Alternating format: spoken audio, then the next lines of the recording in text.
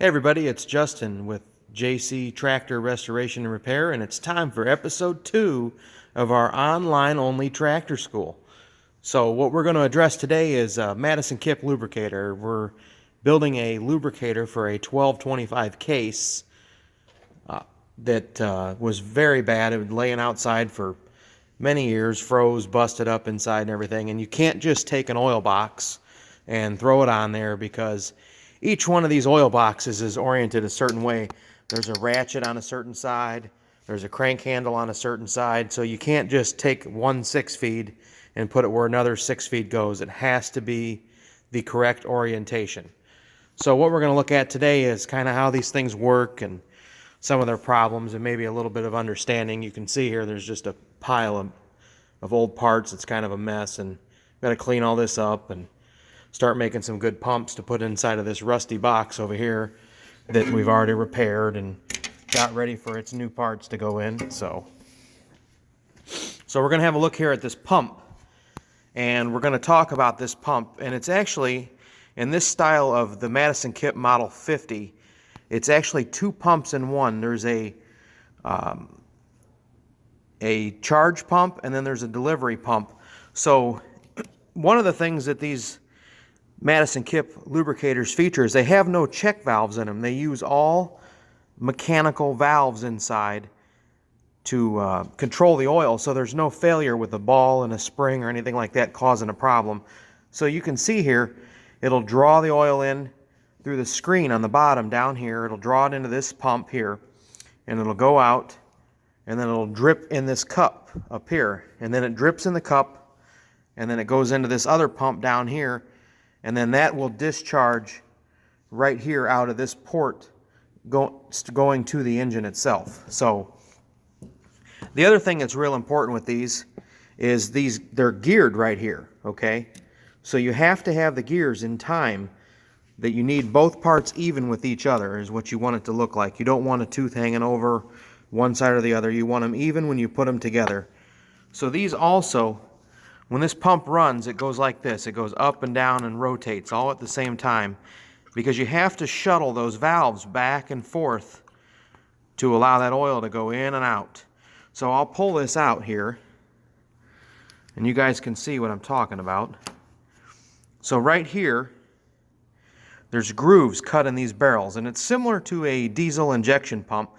And as this pump goes back and forth and up and down, it uncovers ports and closes ports to allow the oil to move in and out of the pump constantly.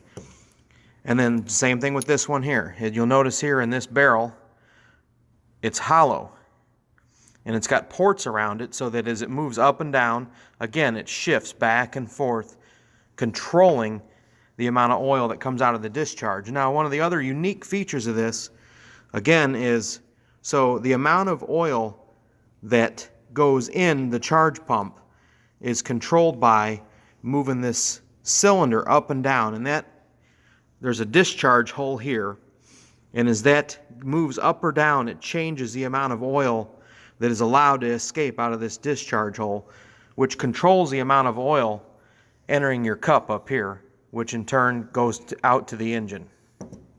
So one of the main common problems with these is the inside here you have these cams, and they're made out of some kind of pot metal, and they like to crack and bust and seize, and that's mainly the problem these have. Some of these, you know, like this is an extreme case. This is very rusty, very nasty, so it's going to require a lot of work to get this thing back into shape. Another real common problem, people will take these apart and they don't realize that on this cam itself there's an L and an R depending on the rotation of the pump. And it's very important when you take this apart that you note on the ratchet if it's an L or an R. And that has to do with where the ratchet is positioned in the box and where it drives. So I'll show you kind of what's going on in here when I'm talking about how the pump, it shuttles back and forth and it moves up and down. And you can see everything going on inside of there. You can see how this works. Back and forth and up and down, and again it's rotating to shift those valves in and out so you don't have springs to fail, ball bearings to fail, anything. It's very actually foolproof the way this thing is designed. So you can see the ratchet mechanism. It just kind of goes around like this. And then there's the adjustments right here that come out here. And then you can see the oil right here that goes out to the engine itself. So while it is complicated, it's not impossible to fix. It just takes some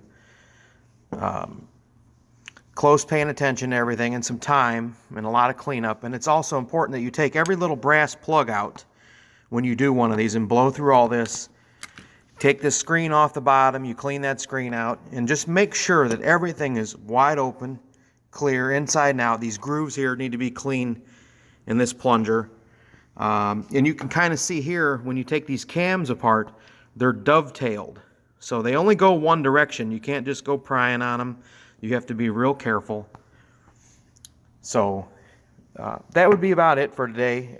For the Madison Kipp Model 50 lubricator, that'll kind of cover some of the basics, you know, a quick lesson in it, and give everybody everything to look for. But if you go to purchase one of these and you see cracks in these cups, chances are that there's cracks down inside, and that lubricator will not be very good. So, and this is the older style here with a steel cup, and you won't be able to tell if the cams are any good or not, but this style will give you a clue. These are commonly found on Hart Pars, and then this earlier style can be found on Titans, 1225 case, 2040 case, Rumleys. So a few different variances depending on year and style, but overall they're the same. And then the Madison Kipp Model 30 and Model 10 is also similar to this. So I hope this helps everybody with their lubricator troubles they have, and hopefully you don't have a mess like this. So stay tuned for the next episode of Tractor School.